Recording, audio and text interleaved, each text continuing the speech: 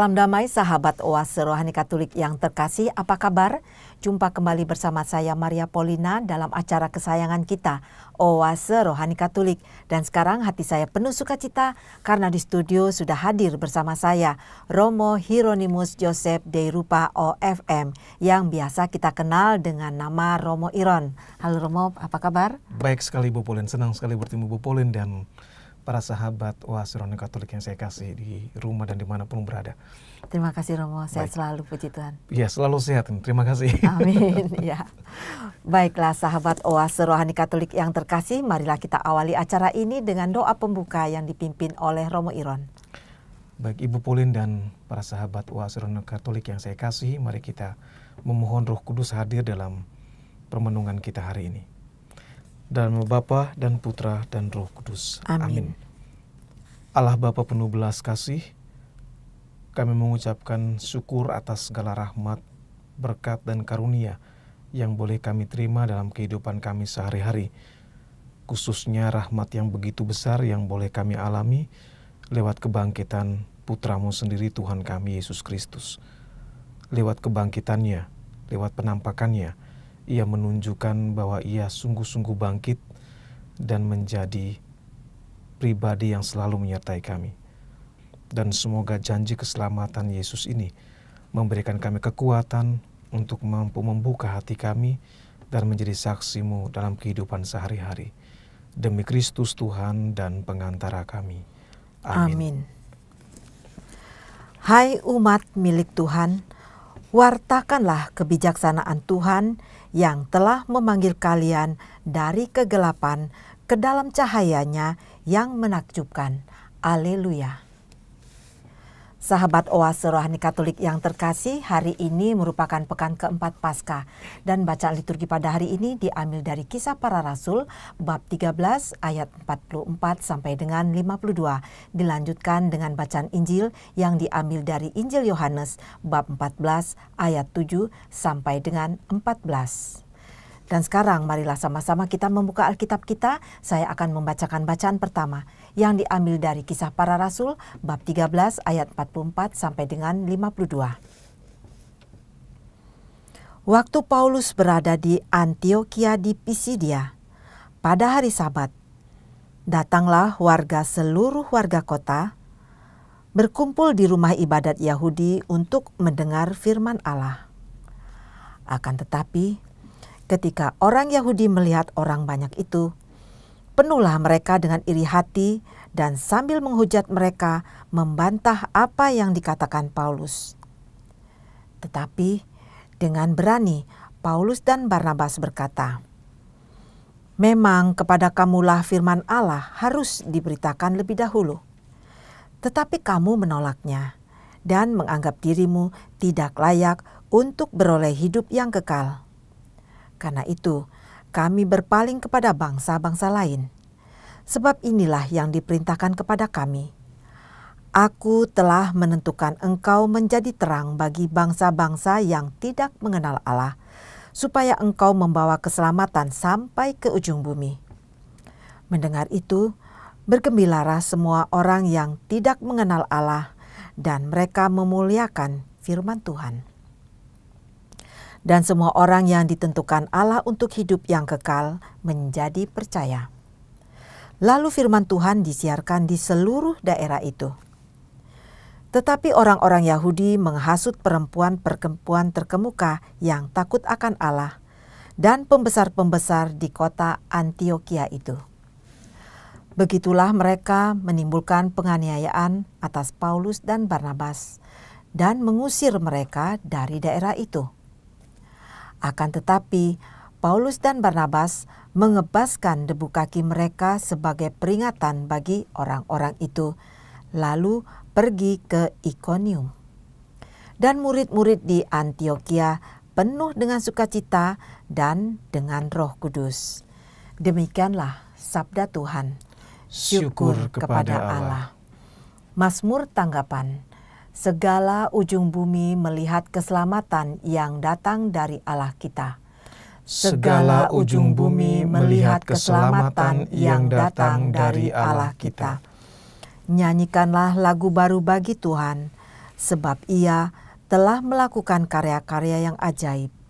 Keselamatan telah dikerjakan oleh tangan kanannya, oleh lengannya yang kudus. Segala ujung bumi melihat keselamatan yang datang dari Allah kita. Tuhan telah memperkenalkan keselamatan yang datang daripadanya. Ia telah menyatakan keadilannya di hadapan para bangsa. Ia ingat akan kasih dan kesetiaannya terhadap kaum Israel. Segala ujung bumi melihat keselamatan yang datang dari Allah kita. Segala ujung bumi melihat keselamatan yang datang dari Allah kita. Bersorak-sorailah bagi Tuhan, hai seluruh bumi. Bergembiralah dan bermazmurlah. Segala ujung bumi melihat keselamatan yang datang dari Allah kita.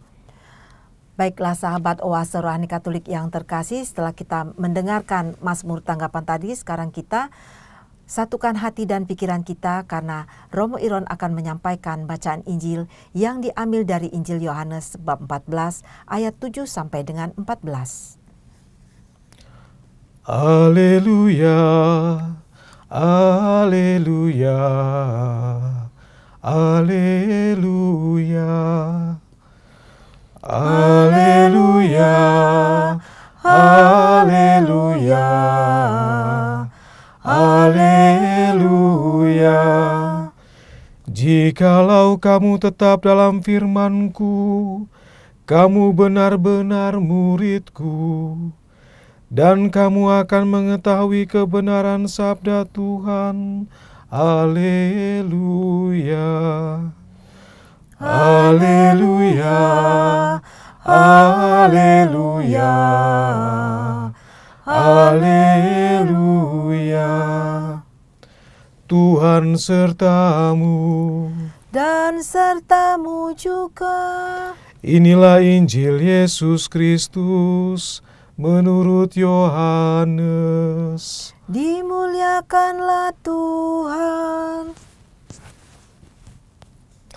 Injil Yohanes bab 14 ayat 7 sampai dengan 14. Dalam amanat perpisahannya, Yesus berkata kepada murid-muridnya, "Sekiranya kamu mengenal Aku, pasti kamu juga mengenal Bapa-Ku. Sekarang ini kamu mengenal Dia, dan kamu telah melihat Dia." Kata Filipus kepadanya, "Tuhan, tunjukkanlah Bapa kepada kami, dan itu sudah cukup bagi kami." Kata Yesus kepadanya, "Telah sekian lama Aku bersama-sama kamu, Filipus, namun engkau tidak mengenal Aku? Barang siapa telah melihat Aku, ia telah melihat Bapa. Bagaimana engkau berkata, 'Tunjukkanlah Bapa kepada kami'? Tidak percayakah engkau bahwa Aku di dalam Bapa dan Bapa di dalam Aku?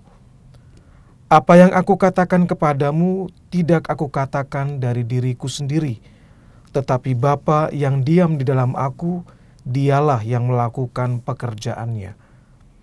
Percayalah kepadaku bahwa Aku di dalam Bapa dan Bapa di dalam Aku. Atau setidak-tidaknya percayalah karena pekerjaan-pekerjaan itu sendiri.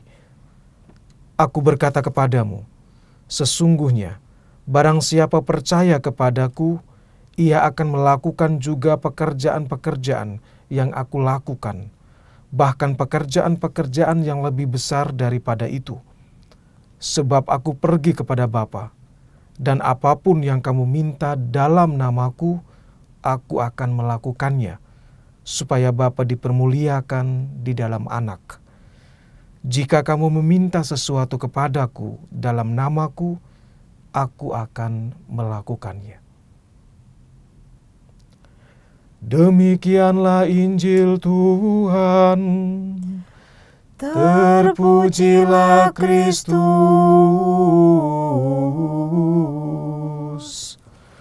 Sahabat Oase Rohani Katolik yang terkasih, setelah kita mendengarkan bacaan liturgi pada hari ini, sekarang kita masuk dalam perbincangan rohani.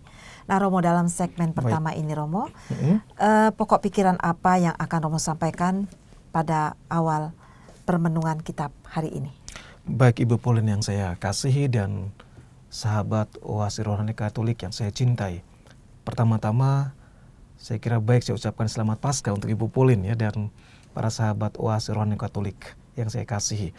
Semoga kebangkitan Yesus memberikan sukacita kepada kita semua, menjadikan kita pribadi-pribadi yang baru, manusia-manusia yang baru dan bangkit untuk mewartakan Kristus yang telah bangkit. Amin. Nah, bacaan hari ini Ibu Pauline dan para sahabat Oase Rohani Katolik yang saya kasihi mengisahkan hal yang sangat indah bagi hidup kita dalam panggilan yang kita jalani. Kalau kita membaca kisah para rasul, kita tahu bahwa kisah para rasul tidak menceritakan tentang saat Yesus hidup ya, tapi lebih mengisahkan tentang bagaimana para murid awal, bagaimana mereka bersikap, bagaimana mereka hidup setelah peristiwa Yesus yang mereka kasih itu hidup bersama dengan dia dan sekarang meninggal tapi bangkit. Jadi kisah para rasul dalam bacaan pertama menceritakan bagaimana nih para murid awal yang baru saja begitu berbunga-bunga bertemu dengan Yesus dalam hidup mereka, tapi toh mengalami peristiwa Yesus salib dan dibangkitkan, dan itu diceritakan dalam kisah ini. Dan persis dalam bacaan pertama yang kita dengarkan tadi, Paulus dan Barnabas itu menunjukkan hal itu. Ya. Mereka pergi keluar dari Yerusalem ya, pergi ke daerah Ikonium, ya, ke Antioquia, ke Listra, Derbe, ya. Di Antioquia tadi kita dengarkan Paulus dan Barnabas memberi kesaksian tentang iman yang mereka miliki sebagai murid Yesus Kristus. Jadi mereka mengalami hidup dengan Yesus, mereka melihat penderitaan Yesus, mereka pun mendapat penampakan kebangkitan Yesus, dan itu luar biasa karena mereka mengalami semua fase hidup bersama Yesus. Dan kekayaan yang begitu besar, mereka nggak mau jaga sendiri. Mereka mengatakan kita harus wartakan ini. Mereka pergi mewartakan. Dan persis bacaan hari ini Paulus dan Barnabas mewartakan di Antioquia tentang Yesus yang hidup bersama mereka, Yesus yang menderita, ya, Yesus yang disalibkan betul, dikuburkan tapi dibangkitkan dan menampakkan diri. Itu dikisahkan kepada umat ya. Dan menarik kita membaca teks ini dari ayat 44 ya. Nah, dikisahkan bahwa Yesus yang diwartakan oleh Barnabas dan Paulus ini itu sungguh-sungguh membuat orang-orang di kota itu sangat bergembira dikatakan ya. Jadi dikisahkan pada ayat 44 itu bahwa pada hari Sabat berikutnya datanglah hampir seluruh kota itu. Bayangkan setengah dari kota itu datang, hampir seluruh katanya, lebih dari setengah malah, berkumpul untuk mendengarkan firman Allah. Kenapa mereka datang pada hari itu begitu banyak? Itu terkait dengan jelas pada ayat sebelumnya, ya. Dikatakan pada ayat sebelumnya, pada ayat 42, ketika Paulus dan Barnabas keluar, mereka diminta untuk berbicara tentang pokok itu pula pada hari Sabat berikutnya, yang bacaan hari ini. Jadi katakanlah seminggu sebelumnya Paulus dan Barnabas bicara di tempat ini dengan orang-orang yang sama di kota ini tentang Yesus yang kita katakan tadi, yang hidup bersama mereka, wafat dan bangkit. Kemudian ketika mereka mendengar ajaran itu, mereka merasa penuh sukacita ya. Dan mereka, oh ini luar biasa ajaran ini. Ini menunjukkan Yesus yang berarti menggembirakan bagi mereka bahwa ada keselamatan, ada sukacita, ada damai bagi orang yang percaya pada Yesus. Maka mereka bilang, kalau begitu minggu depan datang lagi ya. Itu seperti kalau Ibu Pauline atau mungkin bertemu dengan Romo yang punya renungan yang baik, terus diundang nanti Romo datang lagi ya berkhotbah misal seperti itu. Jadi Paulus dan Barnabas memberi kesaksian yang begitu membuat orang yang mendengarkan sangat kagum dengan pribadi Yesus Kristus. Maka mereka bilang datanglah minggu berikutnya lagi katanya. Dan minggu yang kita bacakan ini persis minggu itu. Jadi mereka datang makin banyak. Kenapa? Karena mereka merasa kesaksian Paulus dan Barnabas sungguh-sungguh memberikan sukacita. Injil memberikan kabar gembira bagi mereka tentang Yesus itu. Dan mereka datang begitu banyak dan mereka menerima pewartaan tentang firman Allah itu. Nah, bagi orang yang percaya, bagi orang yang hatinya terbuka, bagi orang yang mencari kehidupan penuh sukacita, mencari kedamaian, mencari hidup yang lebih berharga, lebih bernilai, sabda Tuhan itu selalu menguatkan. Selalu memberi pengharapan, ya. Selalu memberi kekuatan bahwa hidup selalu membawa sukacita, tidak berhenti pada makam, penderitaan, kesulitan, tapi ada kebangkitan, ada sukacita. Bagi orang yang terbuka hatinya kepada Tuhan dan beriman pada Tuhan, pasti akan mengalami ini. Hanya saja pada ayat 45 dikatakan tidak semua orang punya hati yang mau terbuka pada Tuhan dan mengharapkan hidup yang penuh sukacita, damai. Dan orang-orang ini malah menutup hatinya kepada kasih Tuhan. Maka apa yang mereka buat dikatakan mereka iri hati, membantah, malah menolak ya, apa yang diwartakan oleh Paulus dan Barnabas. Jadi berhadapan dengan kasih Tuhan, kebaikan Tuhan, juga tidak bisa dipungkiri ada juga orang-orang yang menolak gitu ya. Jadi persoalannya bukan kasih Tuhan tidak ada dalam diri saya atau tidak ada dalam diri kita yang mengalami persoalan, tantangan, tapi bisa jadi kita membentengi. Tuhan selalu memberi setiap hari kasih-Nya, memberikan kabar sukacita bagi kita semua yang percaya kepadanya. Tapi yang membedakan apakah orang yang beriman itu terbuka hatinya pada Tuhan atau dia tidak membuka hatinya. Ketika dia membuka hatinya, dia merasakan seperti setengah, hampir seluruh kota itu yang mengatakan mereka berkumpul dan sangat bersukacita. Tapi ketika kita menutup hati kita, tidak bekerja sama dengan Tuhan, iri hati, menolak, membantah, menghujat, itu menjadi bagian dari diri kita. Jadi ini persis bagaimana kita, saya, Ibu Pulin dan sahabat Oase Rohani Katolik menata hati kita. Ya. Apakah kita membuka hidup kita kepada Tuhan, bekerja sama dengan Dia dan berjalan untuk memperoleh sukacita yang ingin kita raih, atau kita menolak sebenarnya kasih Tuhan, menolak rahmat Tuhan, menolak sabda Tuhan dalam hidup kita. Ini yang saya kira menjadi bekal bagi kita untuk melihat ya. Dan berhadapan dengan orang-orang yang menolak, dikatakan tadi, yang tidak setuju dengan pewartaan Paulus dan Barnabas, para rasul itu tidak mengatakan, oh kamu orang Katolik ya, pengikut Yesus ya, pasti kamu akan mengatakan hal yang baik.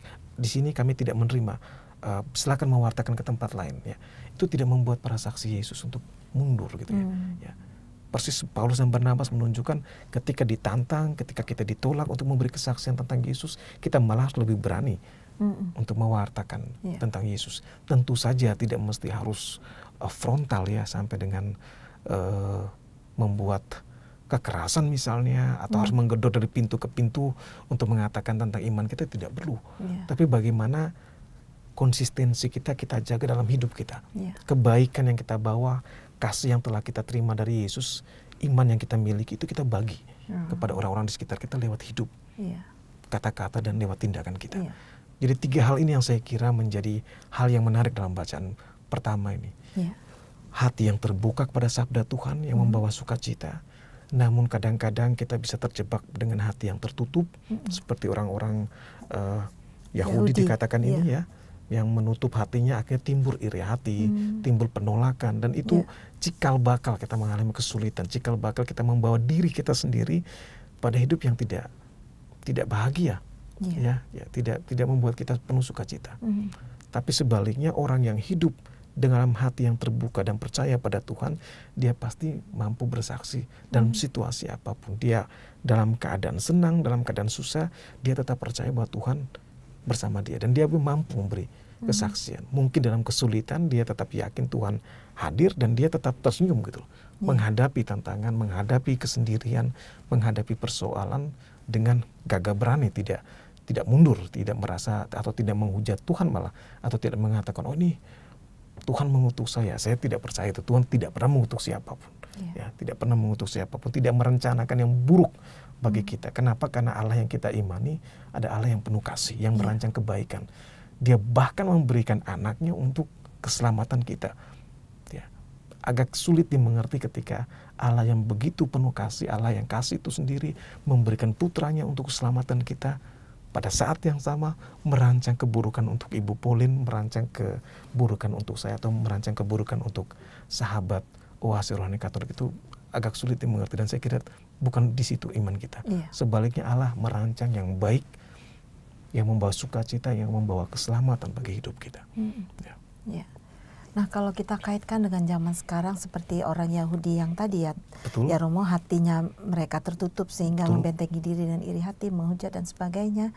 Dan untuk zaman sekarang ini Romo kan sering juga ya kita hadapi seperti itu ya Romo. Benar. Ya. Terus bagaimana kita harus bersikap Romo?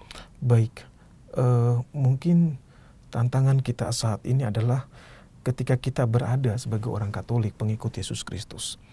Kita percaya bahwa Yesus bangkit, ya.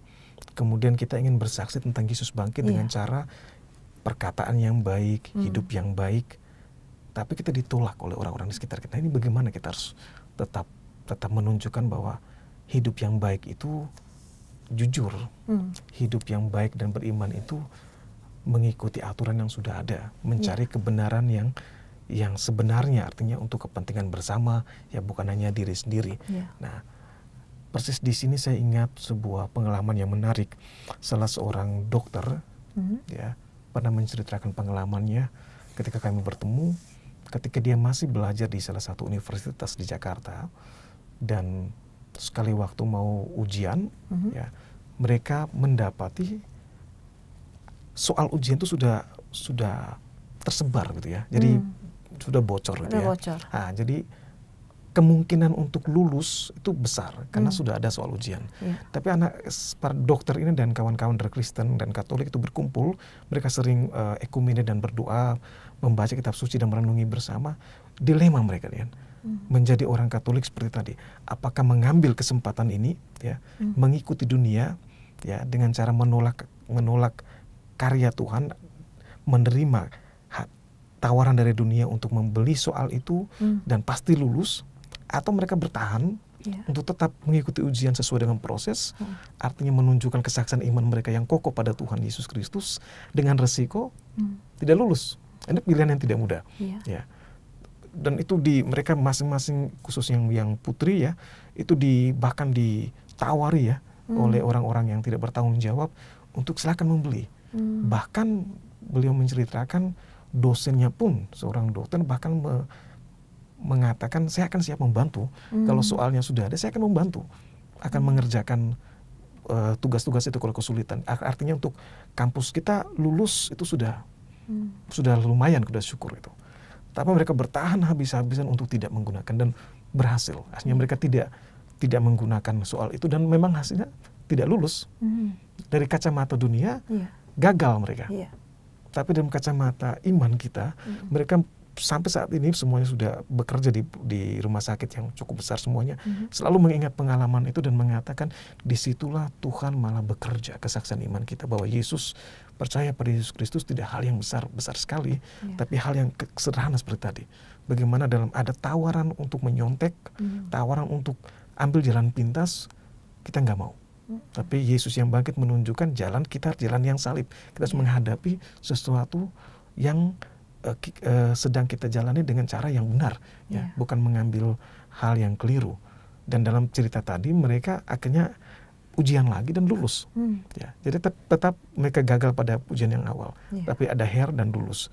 Tapi poin yang mau saya katakan, bagaimana dalam situasi saat ini, ketika semua hal dipermudah dengan uang, nyontek kiri kanan ya, misalnya tidak jujur itu berkembang, mencari hal-hal supaya lebih mudah dicapai tanpa perjuangan yang keras, tidak menghadapi hidup dengan sungguh-sungguh, cepat mundur ke belakang, cepat merasa lelah, cepat merasa kecewa. Contoh tadi dari saudara-saudara kita yang pernah mengalami itu sebagai calon dokter, mereka mengatakan, dan Yesus sendiri menunjukkan betapa hidup yang benar bersaksi tentang Yesus berarti menunjukkan tetap bertahan dalam situasi apapun. Itu sangat membekas, dan kawan-kawan mereka yang bahkan tidak seiman pada Yesus Kristus ya, itu sangat kagum ya. Artinya mereka mengambil soal yang bocor dan mengerjakannya dan lulus, tapi mereka tetap merasa bersalah. Sebaliknya kawan-kawan kita yang berjuang untuk bertahan itu, mereka merasa sangat bangga. Kendati tidak lulus pada awalnya, itu mereka tetap bangga, mereka menjaga bagaimana Yesus mengajarkan untuk hidup secara jujur, untuk hidup secara benar gitu ya, tidak mengikuti tawaran dunia yang begitu menggiurkan ya, tapi Tuhan memberikan mereka hal yang sangat baik. Mereka mengalami tantangan itu, dan saat ini semua yang saya kenal yang menceritakan ini jadi orang-orang yang berhasil memang ya. Iya. Nah, itu yang hemat saya persis di Injil ini mereka dikuatkan. Ya, Iya. bacaan Jadi kita pertama ini. memang harus memandang Tuhan terus ya Romo, Betul, ya, dalam ya. hal godaan yang begitu Betul. luar biasa dalam Dan keadaan itu seperti banyak sekarang Ibu ini. Pauline ya, Ya. banyak akan terjadi dalam hidup Ya. kita. Bagi orang-orang yang baik seperti para saudara, sahabat kita di Oase Rohani Katolik maupun Ibu Pauline, kita semua yang beriman pada Yesus Kristus yang mencoba dengan segala keterbatasan untuk hidup lebih baik seturut Yesus Kristus, tantangan pasti banyak, Ya. ya, tawanan pasti banyak. Dan di sini menarik Romo, Rasul Paulus dan Barnabas juga tidak memaksakan untuk mengikuti mereka. Betul, benar. Ketika menyatakan, ada pernyataan di sini ya Romo ya, di ayat di sini bahwa apa itu yang katanya kalau mereka tapi kamu menolaknya, gini nih Romo yang dari 46. Tetapi dengan berani Paulus dan Barnabas berkata, memang kepada kamulah firman Allah harus diberitakan lebih dahulu. Tetapi kamu menolaknya dan menganggap dirimu tidak layak untuk beroleh hidup yang kekal. Karena itu kami berpaling kepada bangsa-bangsa lain. Betul. Ya, itu jadi akhirnya berani menolak yang tidak mau menerima satu kebenaran yang diberitakan. Begitu Romo maksudnya. Ya, jadi Paulus dan Barnabas menunjukkan pada orang Yahudi betul bahwa kalian bangsa terpilih. Seperti kita doakan pada Paskah kemarin kan, betul kalian tuh Allah, Yahweh mewahyukan diri kepada kalian. Dan bahkan Yahweh memilih kalian. Tapi sayangnya kenapa kalian menutup hatimu untuk yang kebenaran sejati ini? Ya, itu yang menjadi tantangan di sini. Itu persis juga mungkin dalam konteks kita saat ini, kita sebagai orang Katolik pengikut Yesus Kristus, Tuhan sudah memberikan yang terbaik dalam hidup kita ya. Tuhan lewat ke gereja, lewat mendengarkan radio rohani Katolik misalnya, atau lewat YouTube atau apapun kita mendengar firman Tuhan, kadang-kadang tidak membuat kita tergerak hati kita untuk menjadi orang yang penuh belas kasih misalnya, atau berempati dengan orang lain, atau care dengan sesama kita. Kita ke gereja tekun, tapi misalnya kita keluar dari gereja baru saja salam-salaman, salam damai misalnya kan, keluar gereja tempat parkirnya tidak terlalu luas, itu mulai klaksonnya enggak, kedengarannya menjadi hiruk pikuk seperti di pasar, dan kemudian ada satu dua yang tidak sabaran mengeluarkan kata-kata yang tidak begitu bagus. Itu kan menjadi gap gitu ya. Itu orang di gereja begitu, semua begitu baik, baru saja keluar gereja sudah tidak mencerminkan, baru saja kita merayakan Ekaristi Kudus. Tapi persis di sini tantangannya. Ya, jangan-jangan kita sebagai orang Katolik pengikut Yesus Kristus, kita sudah mendapat jalan tol, malah contoh jelas dari Yesus Kristus bagaimana hidup. Apakah kita sungguh mensyukuri itu dengan hidup kita? Jangan-jangan seperti Yahudi kita menyia-nyiakan lagi ya, dengan cara hidup kita yang seperti tadi, terjebak pada tawaran dunia, terjebak pada hal-hal yang menggiurkan di dunia ini. Jadi kita harus selalu membuka diri untuk suatu kebaikan ya Romo. Betul, saya kira poinnya di situ. Kalau orang membuka diri, kendati dia terbatas, dia kurang, dia bisa lebih baik. Jadi lebih bijaksana ya Romo. Betul, lebih bijaksana. Orang saya selalu percaya itu, setiap kita masing-masing terbatas. Ibu Pauline, para sahabat Oase Rohani Katolik yang saya kasih, kita semua punya keterbatasan. Tapi setiap orang yang mau membuka diri, Tuhan selalu datang untuk membantu lebih baik. Tidak sempurna pasti, tapi selalu lebih baik dari hari ke hari. Ya, amin Romo. Baik. Dan sekarang tanpa terasa kita jeda sebentar nih Romo. Baik, Ibu.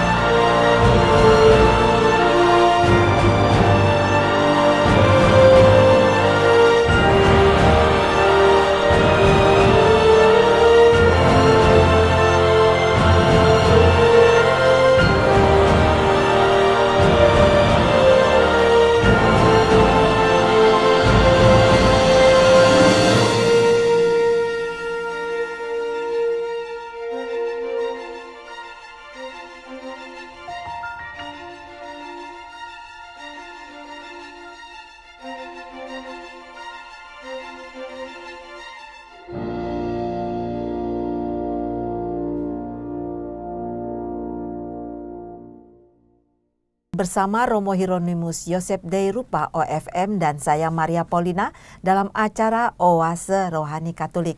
Terima kasih bagi pemirsa ataupun bagi para pendengar yang baru saja bergabung di acara ini.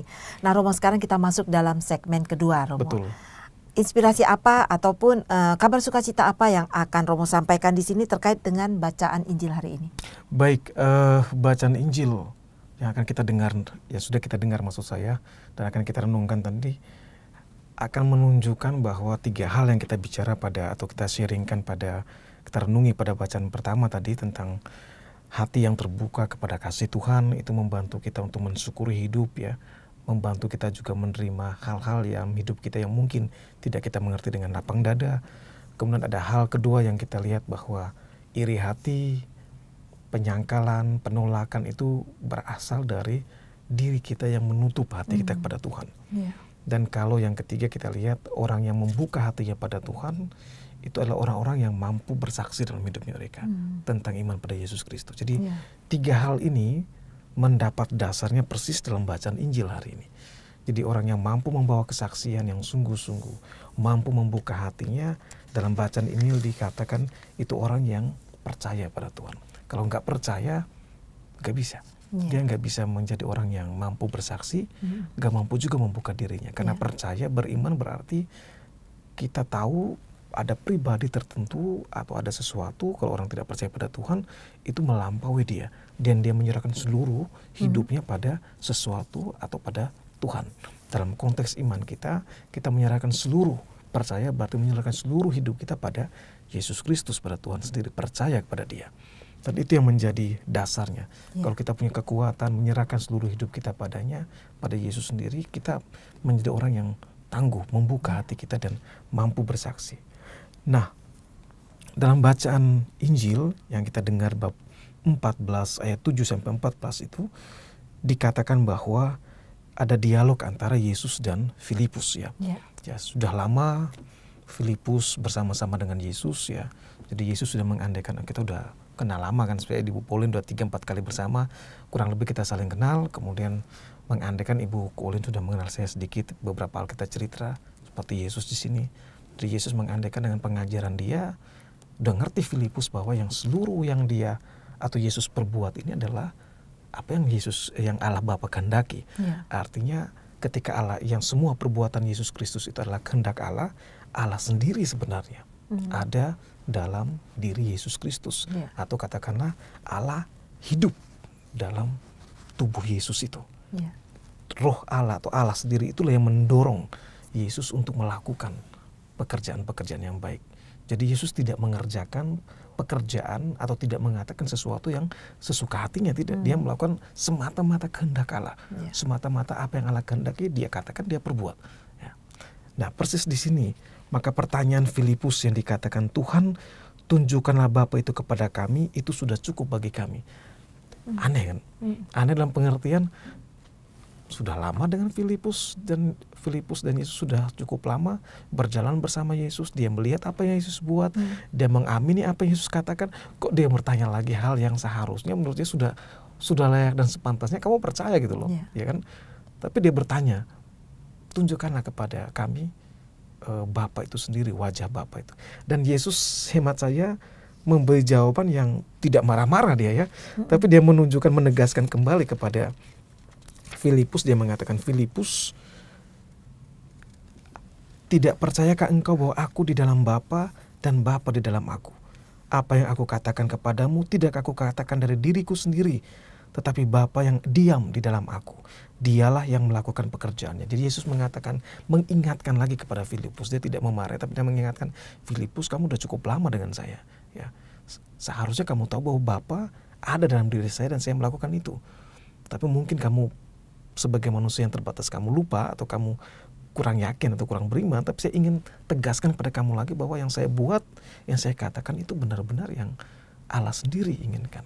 Jadi kalau kamu sudah melihat apa yang saya lakukan, sebenarnya itu kamu melihat Allah sendiri. Tidak perlu kamu melihat Allah. Ya, kadang-kadang dalam kehidupan sehari-hari ada pengalaman, saya punya pengalaman itu ketika pulang dari kelas 3 SMP saya kira, ke Timor Leste, dapat kesempatan liburan. Ternyata di sana bertemu dengan teman baik dari ayah saya. Ya, sudah lama mereka tidak bertemu. Dan ketika bertemu, dia selalu mengatakan, saya tuh selalu ingin ketemu ayahmu, katanya. Tapi tidak pernah ketemu. Tapi saya udah lihat kamu, dia bilang, lihat saya maksud saya. Itu saya sudah tahu nih ayahmu, muka dan semuanya itu langsung terekam gitu. Jadi saya teringat peristiwa itu dengan bacaan hari ini. Artinya kadang-kadang dalam diri anak, sahabat dari orang tua itu bisa tahu, oh nih kurang lebih hampir sama bapakmu, kurang lebih sama ibumu. Tapi dalam konteks Injil ini betul-betul sama, tidak mirip dalam contoh saya, tapi Yesus betul-betul satu dengan Allah. Dalam diri Yesus ada Allah gitu loh. Jadi itu yang memberikan kekuatan pada Yesus untuk hidupnya. Dan bagi kita yang beriman padanya, Yesus katakan kalau kita percaya bahwa dalam dirinya ada Bapa yang hidup dan dia melakukan kehendak Bapanya, maka tidak lain tidak bukan apa yang mesti menjadi ciri jadi orang beriman. Dia katakan, sesungguhnya barang siapa percaya kepadaku, ia akan melakukan juga pekerjaan-pekerjaan yang aku lakukan. Jadi percaya bahwa Yesus adalah Tuhan kita berarti percaya bahwa Allah Bapa tinggal dalam dirinya. Nah, percaya bahwa Allah Bapa tinggal dalam diri Yesus berarti cara kita menunjukkan kepercayaan kita adalah melakukan apa yang Yesus perbuat dalam hidupnya. Membawa kasih, mengampuni, memberi pengharapan pada orang-orang yang membutuhkan, menyembuhkan orang yang sakit. Jadi semua hal-hal baik mesti kita lakukan dalam hidup kita. Itu menunjukkan kita percaya. Jadi kalau saya mengatakan, oh saya percaya kepada Tuhan. Terus misalnya kita tidak menjaga lingkungan kita. Sudah diletakkan sampah, ada sampah plastik, ada sampah kertas, ada sampah basah, kita acak aja. Itu kan berarti orang tidak percaya. Ya, salah satu tidak menjaga alam. Padahal alam dalam tradisi iman kekatolikan kita adalah jejak dari Allah sendiri atau bahkan wajah Allah sendiri. Ya, kita bisa melihat alam yang indah, kita mensyukur, oh luar biasa karya Tuhan. Tapi kalau kita melihat alam semesta yang berantakan, yang kotor, bagaimana kita bisa mensyukuri rahmat Allah itu? Ya, kita mengotori malah wajah Allah dengan cara hidup kita. Atau misalnya kita mensyukuri kasih Tuhan dengan hidup memberi kebaikan pada orang-orang di sekitar kita. Ya, bertemu dengan orang-orang yang membutuhkan bantuan kita, bagaimana kita peduli pada orang yang sakit, teman, sahabat kita kunjungi, atau Ibu Pauline misalnya mendampingi, misalnya ada orang-orang yang begitu bangga, begitu bahagia, begitu merasa dekat dengan membagi pengalaman sakitnya atau pengalaman kesulitannya dengan Ibu. Itu berarti Ibu Pauline sendiri menunjukkan iman pada Yesus Kristus, karena Yesus Kristus hadir dalam diri Ibu Pauline untuk membantu orang-orang itu. Ya. Nah, tapi Yesus katakan juga bahwa ketika sebagai orang yang percaya melakukan apa yang seperti Yesus perbuat, maka Yesus mengatakan apapun yang kita minta dalam namanya pasti akan dilakukannya. Artinya apa? Ketika kita percaya bahwa Tuhan Yesus Kristus dalam dirinya ada Allah Bapa yang hidup, dan kita percaya akan hal itu membuat kita hidup seperti Yesus sendiri, tindakan kita maksud saya seperti Yesus sendiri membawa kebaikan pada orang-orang di sekitar kita. Plus dengan doa yang kita panjatkan dengan kekusyukan. Jadi antara tindakan hidup kita sehari-hari dengan doa yang kita panjatkan, kita satukan, itu tidak mungkin kalau Tuhan tidak mengabulkan. Tidak mungkin. Seperti kita contohkan saat-saat ini, sering kita dengar ada yang minta bantuan setelah Ekaristi Kudus, Romo ini anak saya mau ujian misalnya, tolong diberkati. Oh ya, kita berkati, kita doakan. Cuma setelah doakan kita bertanya anaknya, kamu belajar rajin nggak? Dia bilang, ya saya belajar rajin. Oh itu oke. Jadi kalau kita mendoakan orang atau anak itu dan dia belajar dengan tekun, kita yakin pasti dia lulus. Ya. Tapi kalau kita mendoakan dia dengan sungguh, tapi anak yang bersangkutan atau yang meminta doa tidak sungguh-sungguh belajar, jangan persalahkan bahwa berkatnya tidak ampuh atau Tuhan tidak memberkati, bukan itu. Tapi Tuhan menunjukkan antara semangat kita untuk mewujudkan apa yang kita doakan itu juga menjadi kekuatan untuk berhasil apa yang kita minta. Jadi mujizat itu dalam arti tertentu dari bacaan ini tidak hanya dengan doa dan semua terjadi, tidak. Tapi butuh juga kerja dari kita, butuh juga karya dari kita. Antara karya yang kita laksanakan dengan berkat yang Tuhan beri, mujizat yang kita tunggu itu terwujud. Jadi ada keselarasan ya Romo ya? Betul sekali, ada keselarasan. Selalu ada kerjasama lah ya antara Allah yang memberi dan kita yang membuka diri dan melaksanakan apa yang Allah laksanakan, itu yang ingin kita wujudkan dalam hidup kita. Nah, bagaimana dengan suara hati, Romo? Suara hati yang? Suara hati yang apa ya? Kalau kita mengimani itu, apakah bisa melalui di dalam diri kita mendengarkan sesuatu yang baik gitu, untuk melakukan hal-hal yang baik dibimbing oleh Roh Kudus itu? Betul. Baik, hal yang baik itu selalu datang dari Allah. Itu poin yang pertama. Semua hal yang baik datang dari Allah. Jadi jika suara hati kita, ya, tadi kita bicara tentang melihat alam ya, bagaimana alam bisa menunjukkan Allah yang indah, Allah yang mengagumkan, Allah yang baik. Tapi juga Allah bisa hadir lewat suara hati kita, ya, atau suara hati kita menunjukkan bahwa ada Allah yang memberi atau menyapa kita. Nah, dalam situasi-situasi hidup kita kadang-kadang suara hati kita membisikkan hal yang tepat misalnya. Kita tahu bahwa misalnya di Jakarta, kalau kita membantu misalnya pengamen atau pengemis, kadang-kadang kita ragu kan. Ini banyak cerita, banyak versi yang mengatakan ini bagian dari kelompok mafia tertentu misalnya. Kita bantuin, nanti dia memberikan ke sana, kemudian mengkonsumsi hal yang tidak benar apa semua. Jadi kita agak ragu-ragu. Tapi dalam pengalaman saya, ada saat-saat tertentu ketika kita melewati orang-orang yang membutuhkan bantuan, ya, dan kita merasa hati kecil kita mengatakan atau tergerak gitu loh, kamu bantulah. Akhirnya kita tahu bahwa ada kelompok yang memanfaatkan orang-orang kecil ini untuk kepentingan mereka. Tapi ada saat-saat tertentu kita merasa sebaiknya kamu bantu. Dan itu memang suara hati itu menunjukkan, Tuhan sendiri menunjukkan. Ada peristiwa dalam hidup saya tinggal di Rawasari, di Biara Padua bersama para calon Fransiskan. Kami bersyukur pada Tuhan bahwa begitu banyak orang yang membantu hidup kami lewat bantuan material, spiritual, dan banyak hal kami terima, dan saya selalu merasa bahwa ini satu berkat dari Tuhan bagi hidup kita. Nah, sekali waktu siang bolong itu sekitar jam 12:30 saya kira, ada seorang perempuan muda dengan seorang anak digendong, ya, itu lewat di depan rumah kami. Dan entah bagaimana ketika kita mau berdoa siang bersama, dia berdiri persis depan rumah dan mengatakan, Pak, Abang panggilnya, lihat mukanya orang timur, Bang bisa minta makan. Kaget kami, ya. Saya langsung keluar dan tanya, minta apa? Minta makan. Biasanya orang datang minta uang kan, dan kalau kita beri uang kita nggak tahu nih dia mau ngapain, kita nggak tahu. Tapi ini orang minta makan, ya. Di Jakarta Pusat ini kan, di Padua, membingungkan saya nih.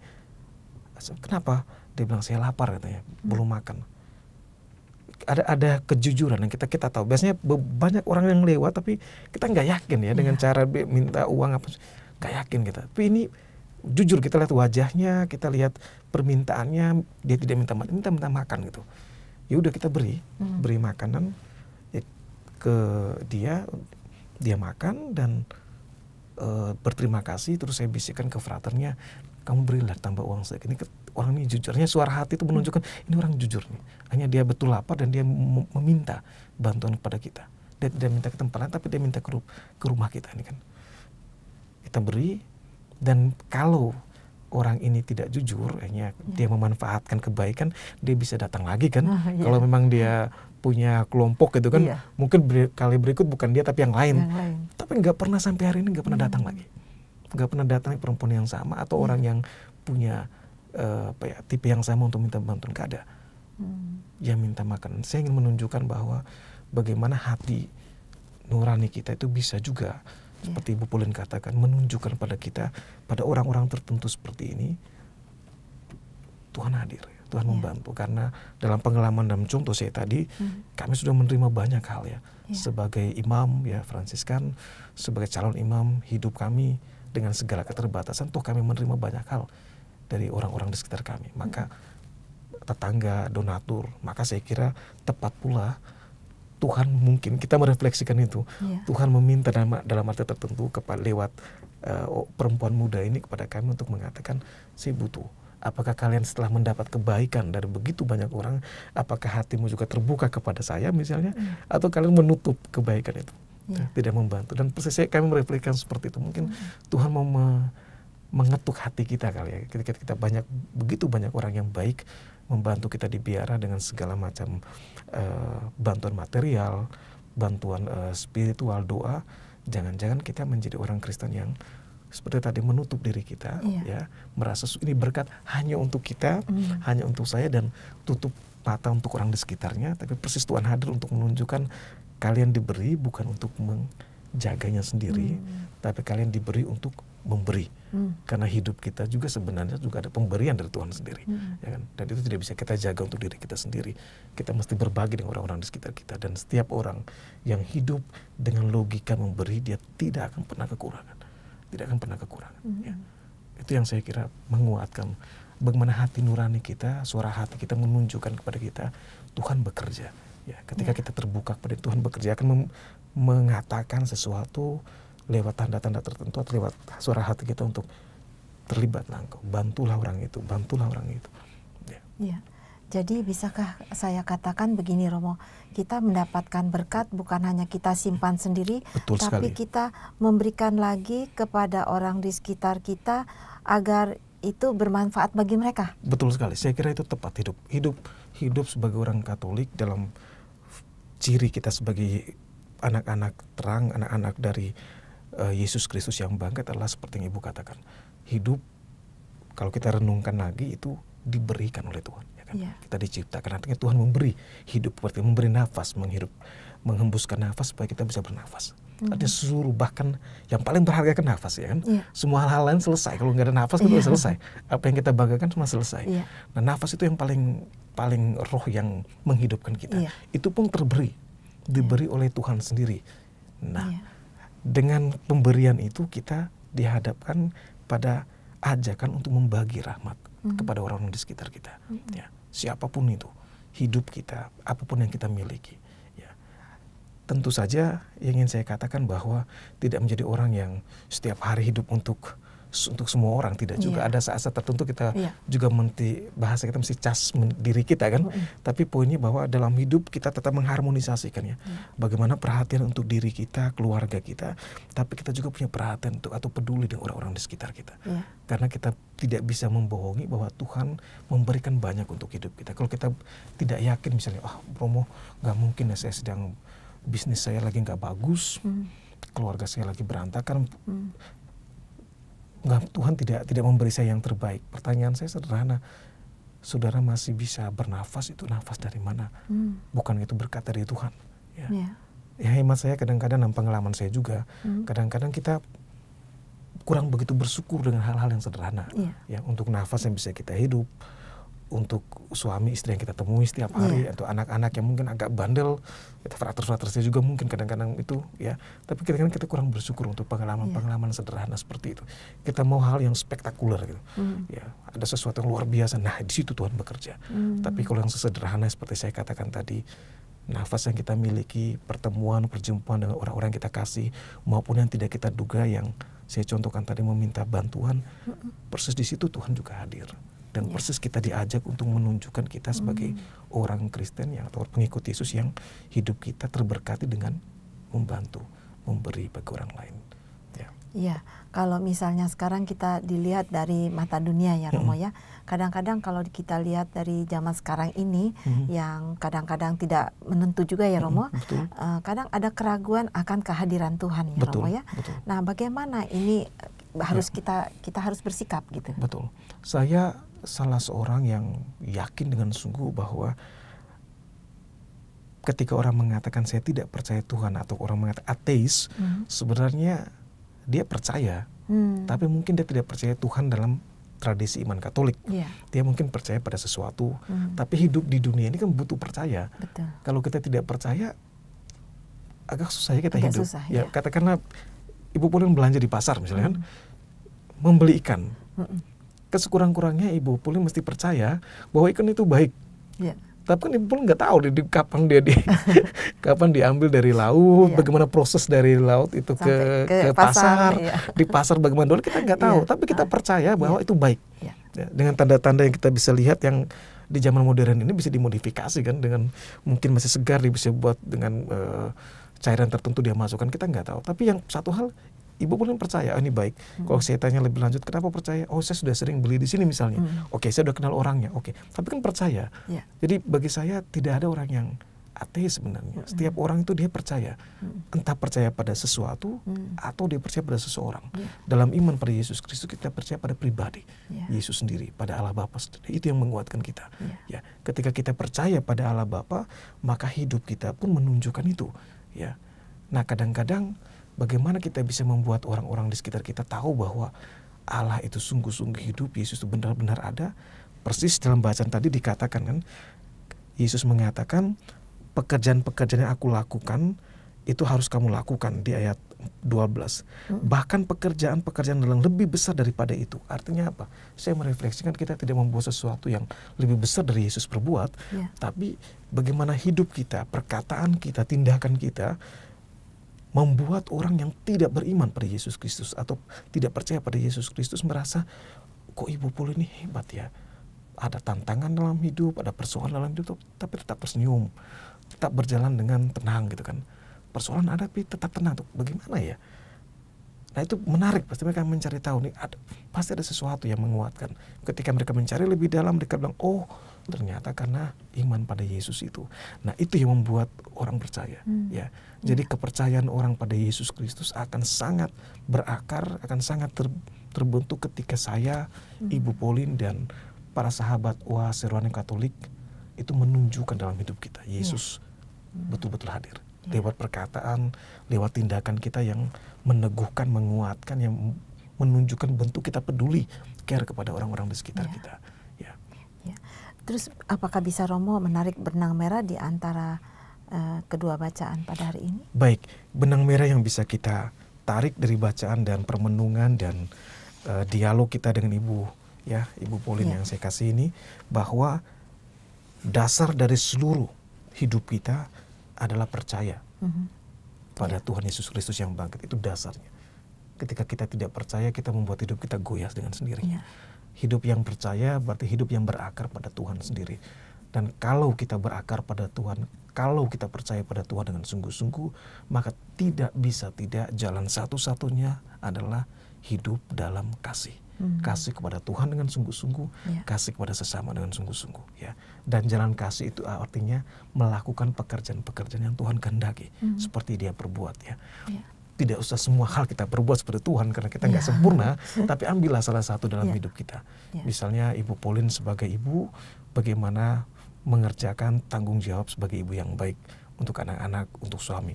Itu sudah luar biasa. Saya sebagai imam dengan segala keterbatasan melaksanakan tugas saya sebagai imam. Jadi masing-masing kita dengan tanggung jawab masing-masing mengerjakan hal-hal itu. Dalam kitab suci juga dikatakan bukan pertama-tama untuk manusia, tapi berpikirlah atau meyakini kita melakukan untuk Tuhan sendiri, supaya nama Tuhan dimuliakan lewat pekerjaan yang kita laksanakan. Ya. Nah, kalau kita melakukan itu, maka orang yang percaya tadi, yang hidup dalam kasih dan melakukan tindakan-tindakan kasih itu adalah orang-orang yang tidak bisa tidak, orang yang terbuka hatinya. Ya, seperti dalam bacaan pertama. Hanya orang yang bisa terbuka pada Tuhan itu orang yang percaya. Kalau orang menutup hatinya, dia nggak mungkin percaya. Bacaan pertama menunjukkan itu. Orang yang tidak terbuka hidupnya menjadi iri hati, ya kan, menolak orang lain, gosip tentang orang lain, ya, bicara buruk tentang orang lain, karena hatinya nggak bisa dimasuki hal yang baik dari Tuhan sendiri. Ya. Dan kalau orang yang membuka dirinya dengan baik, mendasarkan hidup pada percaya pada Tuhan, melakukan tindakan-tindakan kasih dalam hidupnya sebagai konsekuensi dari percaya pada Tuhan, maka tidak bisa tidak orang seperti itu mampu bersaksi dengan sungguh-sungguh tentang Tuhan sendiri dalam hidupnya. Jadi sama seperti kita juga secara awam, kita yang di luar dari para imam ya, para imam ya Romo ya. Kita juga sebenarnya diutus ya Romo ya. Betul sekali. Memberikan kesaksian seperti yang poin ketiga tadi. Betul sekali. Jadi semua kita tanpa kecuali diutus untuk mewartakan kasih Tuhan. Kalau kita merujuk pada Gaudete Exsultate-nya Paus Fransiskus, dia mengatakan dengan sangat baik kan, jalan kekudusan direfleksikan saat ini dengan cara adalah bagaimana mengerjakan dengan baik seluruh tanggung jawab yang kita miliki. Ya. Jadi kalau sebagai imam, kerjakanlah tanggung jawab dengan sungguh-sungguh sebagai imam. Kalau sebagai ibu, kerjakanlah tanggung jawab sungguh-sungguh sebagai ibu. Ya, atau sebagai bapak, kerjakanlah sungguh-sungguh tanggung jawab sebagai seorang bapak. Ketika kita berjalan dengan sungguh-sungguh di jalur itu jalan kesucian ada di situ. Jadi bukan, tidak perlu sampai harus berlebihan 24 jam harus berdoa tidak perlu juga, kita perlu juga bekerja dan makan, tapi melaksanakan tugas kita dengan baik. Kalau memang seandainya pilihan saya menjadi seorang suster kontemplatif misalnya, maka memang di situ tugas saya berdoa dengan sungguh. Tapi kalau pilihan saya menjadi awam yang bekerja di bisnis misalnya, bagaimana melakukan bisnis atau usaha saya dengan ciri iman pada Yesus Kristus. Ya. Keuntungan tetap ada, tapi dengan cara iman kita. Ya, dengan cara yang baik, dengan cara yang tidak memperlakukan karyawan-karyawatinya hanya semata-mata seperti pekerja, ya, tapi melihat mereka sebagai keluarga misalnya, sebagai saudara-saudara, menyapa mereka sebagai manusia misalnya, menggaji mereka dengan baik misalnya, ya itu bukti-bukti dari kita beriman atau kita bersaksi tentang Tuhan. Apa yang kita perbuat, apa yang kita katakan, itu bukti paling jelas siapa Tuhan yang kita imani. Ya. Jadi bisa dikatakan ya sering kita dengar juga bahwa Yesus itu adalah jalan keselamatan bagi kita ya Romo. Betul sekali, betul sekali. Jadi untuk membuka suatu jalan itu memang kita harus percaya dulu. Iya, harus percaya, mesti yakin bahwa dan saya selalu meyakini dalam hidup saya, atau saya ingin mengatakan percaya pada Yesus Kristus itu sungguh-sungguh membahagiakan hidup saya. Dalam pengertian tidak berarti bahwa tidak ada masalah, bukan. Tapi percaya pada Yesus Kristus, menaruh seluruh hidup pada Yesus Kristus, itu ada janji yang Tuhan berikan dengan sangat jelas lewat bacaan pertama maupun bacaan kedua. Pertama, Dia menyertai kita. Penampakan yang beberapa hari ini kita dengar bacaan Yesus menampakkan diri, itu menunjukkan Dia menyertai kita. Dia sudah pergi secara fisik, tapi Dia akan datang menyertai kita lewat Roh Kudusnya. Dia menemani kita, dan itu menguatkan. Semua hal dalam hidup bisa kita jalani dengan sungguh, bisa kita hadapi dengan sungguh kalau kita tahu dan kita sadar bahwa ada orang yang menyertai kita, siapapun itu. Dalam hal ini Tuhan, ketika kita tahu Tuhan ada bersama kita, kita nggak akan takut apapun situasi apapun. Kita mampu menghadapi kesulitan yang kita hadapi. Dan yang kedua yang saya kira juga baik ketika kita percaya pada Tuhan, selain Tuhan menyertai kita, ada janji yang Tuhan berikan tadi dalam bacaan Injil. Dia katakan apapun yang kita minta dalam namanya, itu Dia berikan gitu loh. Nggak ada koma yang mengatakan nanti saya pikir-pikir dulu. Nggak ada kan. Dia tuh mengatakan dengan jelas pada ayat 14 dikata, jika kamu meminta sesuatu kepadaku, pada Tuhan dalam namaku sendiri, dalam nama Tuhan Yesus Kristus, aku akan melakukannya. Artinya kalau kita meminta dengan sungguh, melaksanakan kehendaknya, berdoa dengan sungguh, ada harmonisasi antara hidup doa kita dengan usaha kita sehari-hari. Yang kita namanya mujizat pasti terwujud. Nggak mungkin enggak. Itu janji yang Tuhan beri. Itu yang menguatkan saya kira iman kita semua. Iman saya, iman para sahabat Oase Rohani Katolik yang saya kasih, dan juga iman Ibu Pauline ya. Kita mesti bersyukur bahwa beriman pada Yesus yang menjanjikan hal yang baik bagi hidup kita. Dia menemani kita dan tidak pernah meninggalkan kita kapanpun dan dimanapun. Ya, baik sekali Romo, luar biasa pemaparan pada hari ini Romo. Baik, terima kasih Bu Pauline. Terasa kita sudah di penghujung acara ya Romo. Kita tutup ya Romo. Baik Bu Pauline. Baiklah sahabat Oase Rohani Katolik yang terkasih, sekarang kita sudah di penghujung acara, dan sebagai akhir dari acara ini kita tutup dengan doa penutup, kemudian dilanjutkan dengan memohon berkat kasih karunia Tuhan melalui Romo Iron. Ibu Pauline dan para sahabat Oase Rohani Katolik, mari kita menutup permenungan kita dengan memohon berkat Tuhan. Bapa di surga, kami berterima kasih atas rahmat kasih-Mu, atas pewartaan, atas sabda-Mu yang telah Engkau berikan lewat para rasul, sehingga tiba pada hari ini kami mampu mendengarkan janji-Mu untuk memberikan keselamatan, untuk menyertai kami. Terima kasih atas kesetiaan-Mu untuk memberikan berkat bagi hidup kami. Terima kasih atas janji-Mu untuk mengabulkan, memberikan mujizat bagi semua doa yang kami panjatkan dari kedalaman hati kami, dan dengan usaha-usaha yang sungguh yang kami lakukan untuk mengikuti Engkau, melaksanakan apa yang Engkau kehendaki. Sebab kami percaya dalam nama-Mu, Tuhan kami Yesus Kristus, keselamatan dan damai sejahtera senantiasa tinggal bersama kami. Demi Kristus Tuhan dan pengantara kami. Amin. Amin. Tuhan bersamamu. Dan bersama roh-Mu. Semoga Allah Bapa di surga mencurahkan berkat berlimpah bagi kita semua yang mendengarkan sabdanya dan melaksanakannya. Semoga Tuhan memberkati keluarga kita, memberkati orang-orang yang kita janjikan doa, memberikan berkat untuk pekerjaan dan usaha-usaha kita.